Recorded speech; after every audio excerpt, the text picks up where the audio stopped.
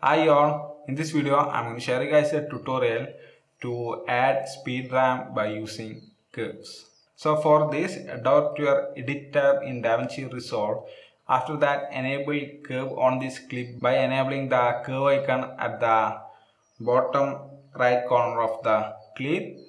After that, from the left corner, from the drop down, choose retime speed. After that, you will be presented with a curve which is the speed ramp curve of the particular clip. So to add keyframe to the point, from the right corner there will be keyframe option. Just click that and it will add keyframe, and you can add multiple keyframe. And to increase the speed, just drag the curve upwards, and to decrease the speed, just drag the curve downwards.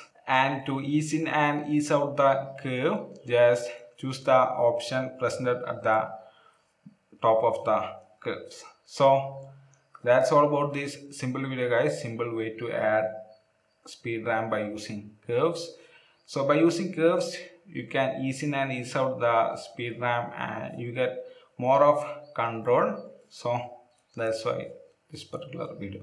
So that's all about this video, guys. Thanks for watching. Talk to you next one, and don't forget to subscribe.